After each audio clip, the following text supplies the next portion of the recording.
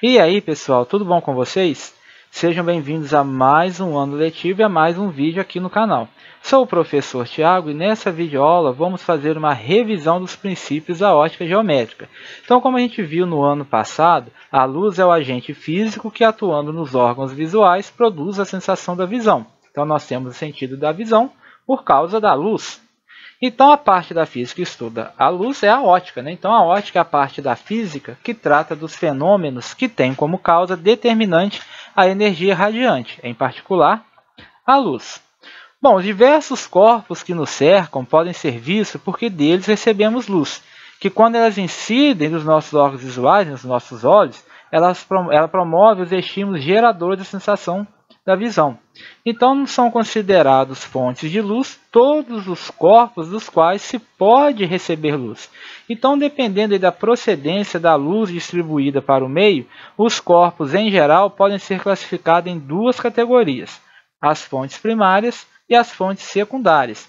Então, as fontes primárias são os corpos que emitem luz própria, como, por exemplo, o Sol, a chama de uma vela, as lâmpadas, quando as lâmpadas estão acesas, etc. Já as fontes secundárias são os corpos que enviam a luz que recebem de outras fontes. O processo vai ocorrer por difusão, ou seja, a luz é espalhada aleatoriamente, em geral por reflexão ou mesmo por refração, para todas as direções dos arredores do corpo. Por exemplo, a lua, as nuvens, uma árvore, as lâmpadas quando apagada. Então, a fonte primária é quando ela emite luz própria e a fonte secundária quando ela reflete uma luz que ela recebe. Então, a lua, por exemplo, é uma fonte secundária. Já a lâmpada, quando ela está acesa, ela é uma fonte primária e quando ela está apagada, ela é uma fonte secundária. Agora, nós vamos ver aí os meios de propagação da luz. Os primeiros aí são os meios transparentes, que são aqueles que permitem que a luz os atravesse, descrevendo trajetórias regulares e bem definidas.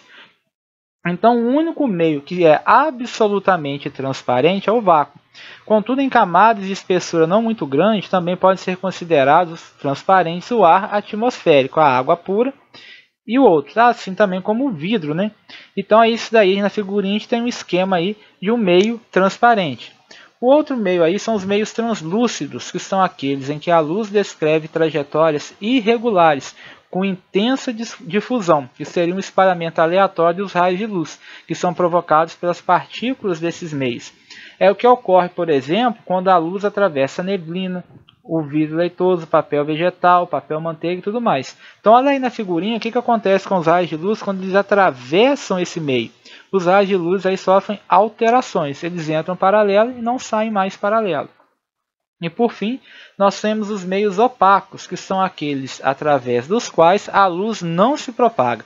Então, depois de incidir um meio opaco, a luz é parcialmente absorvida e parcialmente refletida por ele, sendo a parcela absorvida convertida em outras formas de energia, como por exemplo a térmica. Então, olha lá, a luz incide e ela não consegue atravessar aí esse meio. Então, agora nós vamos ver dois princípios sobre os quais se baseia a ótica geométrica, né? Os princípios aí da ótica geométrica. O primeiro deles é o princípio da independência dos raios de luz. A propagação de um pincel de luz não é perturbada pela propagação de outros na mesma região. Um independe da presença dos outros. Então, quando ocorre cruzamento de raios de luz, cada um deles continua sua propagação independentemente da presença dos outros. Então, olha aí.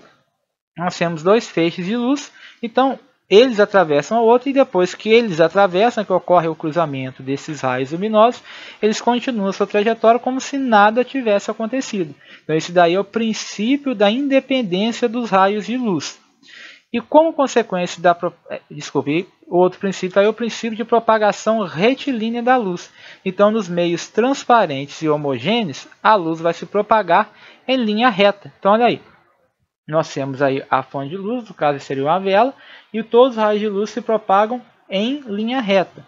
E como consequência dessa propagação retilínea da luz, nós temos o que a gente chama de sombra e de penumbra, né? Então é formada a sombra porque a luz, como a gente sabe, a luz não faz curva. Então estudaremos agora alguns fenômenos ópticos relacionados com os princípios abordados até agora. Então o primeiro deles, que a gente vai ver mais para frente de uma forma mais aprofundada, é a reflexão. que é o fenômeno que consiste no fato de a luz voltar a se propagar no meio de origem após incidir na superfície de separação deste com outro meio. Então a reflexão ela pode ser de dois tipos, pode ser reflexão especular ou regular, quando os raios de luz incidem sobre superfícies totalmente polidas, e a reflexão difusa, quando os raios incidem sobre superfícies regulares. E essa última é responsável pela percepção do ambiente que nos cerca. Então olha aí a reflexão regular. Todos os raios de luz estão incidindo aí de paralelo e sendo refletidos também de forma paralela. Então se a gente estiver diante de um espelho, a gente pode observar que se não ficar em uma determinada posição, não vai conseguir enxergar a sua imagem. Isso acontece porque os raios são refletidos em uma única direção, ou seja, eles são paralelos entre si. Esse tipo de reflexão ocorre em superfícies polidas, tais como espelhos, metais, água parada em um lago, e é denominada de reflexão regular.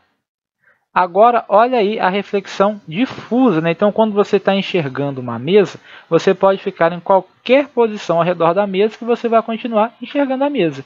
Então, isso acontece porque os raios que estão sendo refletidos em todas as direções. Esse tipo de reflexão ocorre em superfícies irregulares microscopicamente e é denominada de reflexão difusa. Então, os raios incidem paralelos e quando eles são refletidos, vai para cada um em uma direção. Então, através daí a gente consegue enxergar os objetos ao nosso redor. Outro fenômeno aí é a refração, que é o fenômeno que consiste no fato de a luz passar de um meio para um outro meio diferente, enquanto que na reflexão ela incide e retorna ao meio original, na refração não, quando ela passa ela sofre refração. Então ele é o fenômeno que, como a gente viu aí, quem que é responsável pela refração? A gente coloca, por exemplo, um copo com água e coloca um lápis lá dentro. A luz está viajando no ar, ela passa a se propagar no vidro, depois dentro da água. Então essa faz a gente ver o lápis parecendo que está quebrado, é como se isso daí é devido ao fenômeno da refração da luz, né? Então quando ela passa de um meio para outro diferente. Então que eu havia falado ali o conceito de sombra e penumbra. Quando a gente tem uma fonte pontual, a gente tem ali a sombra projetada. Porque como eu falei, como a luz percorre linha reta, a trajetória dos raios de luz é retilínea, ela não faz curva. Então essa região que não recebe luz é chamada de sombra. E a sombra projetada é lá quando a gente tem não tempada e projeta essa sombra lá. Já se a nossa fonte for extensa, a gente vai ter uma coisa chamada de penumbra. Aí pela figurinha a gente tem aí a sombra projetada e a penumbra projetada. Certinho? Então vamos aprofundar um pouquinho mais na reflexão da luz. Então, como a gente já disse, a reflexão é o fenômeno que consiste no fato de a luz voltar a se propagar no meio de origem após incidir na superfície de separação desse meio com outro. Então nessa figura que a gente vai ver a seguir, a gente vai vai representar a reflexão de um raio de luz, destacando seus elementos envolvidos. Então nós temos essa reta horizontal aí, seria a superfície de separação entre os dois meios. A reta perpendicular à superfície de separação é conhecida como reta normal. À esquerda nós temos o raio incidente, que vai incidir nessa superfície de separação, e o raio refletido, que assim que ele incide, ele retorna ao meio original, que é chamado de raio refletido. Bom, as leis da reflexão. Nós vamos ver agora as leis que regem o fenômeno da reflexão da luz. A primeira lei, ela nos diz que o raio refletido pertence ao plano de incidência, ou seja, o raio refletido, a reta normal, no ponto de incidência, e o raio incidente são coplanares. Então, o raio de incidência, a normal e o raio refletido são coplanares. E na segunda lei, o ângulo de reflexão é sempre igual ao ângulo de incidência. Então, aí, vamos voltar na figurinha. Primeira lei, o raio incidente, o raio refletido e a reta normal são coplanares, todos eles são no mesmo plano. Enquanto que o ângulo do raio incidente com a normal, que eu chamei de αi, e o ângulo refletido entre a normal e ele, αr, são iguais. O αi é igual ao αr, esses dois ângulos são iguais. Nós vamos ver agora os espelhos planos. Mas o que é um espelho plano? Então chama-se espelho plano qualquer superfície plana, polida e com alto poder refletor. Então nós temos aí um esquema de um espelho plano, que é que a gente vai adotar aí a partir de agora. Então nós temos espelho plano, a superfície refletora, e a gente pode observar aí os raios de luz incidindo paralelo e sendo refletido também paralelo. Então, como que é a construção gráfica de imagens nos espelhos planos? Então, olha aí, vamos considerar esse espelho plano e o ponto luminoso P. Então, a gente vai traçar a imagem do ponto P conjugada pelo espelho. Então, a primeira coisa que eu faço é o quê? Nós vamos utilizar dois raios luminosos, né, pelo menos, que partem do P e incidem no espelho. Então, quando ele incide no espelho, nós temos dois raios de luz que estão incidindo aí no espelho. Então, quando ele incide no espelho, eu traço a reta normal, que é perpendicular ao espelho, e no mesmo valor do ângulo de incidência que ele está incidindo, o ângulo vai ser refletido nas duas situações, certo? Então, o que vai acontecer? Esses raios incidentes, eles determinam os raios refletidos, cujos prolongamentos se interceptam no ponto P'. Então, o ponto P', que é o vértice do pincel luminoso que emerge do sistema, é a imagem do objeto P, conjugada pelo espelho. Então, tem o ponto P lá em cima, só que no espelho eu estou vendo como se ele fosse o P'. Então, observe que no caso P é um objeto real, enquanto que o P', esse aí embaixo, é uma imagem virtual. Por que ela é uma imagem virtual? Ela é formada atrás do espelho, ou seja, ela é obtida pelo cruzamento dos prolongamentos dos raios refletidos. Toda imagem que é obtida pelo cruzamento dos prolongamentos dos raios refletidos é uma imagem virtual, certo? E aí nessa ilustração você pode notar a imagem virtual da vela situada aí atrás do espelho. Então essa imagem não tem existência material, mas funciona como objeto real em relação ao olho do observador. Então a imagem que tem da vela é aquela imagem virtual, como se ela estivesse situada atrás do espelho. Então, uma propriedade fundamental dos espelhos planos é que nos espelhos planos a imagem é sempre simétrica do objeto em relação ao espelho. E uma coisa interessante é que se você colocar a sua mão direita em frente ao espelho, você vai ver como se estivesse vendo a sua mão esquerda, né?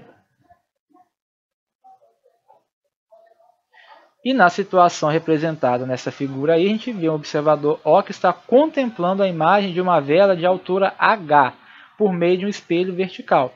Então, em razão da simetria entre o objeto e a respectiva imagem, a altura da imagem também será H, mesmo que a vela seja aproximada ou afastada do espelho.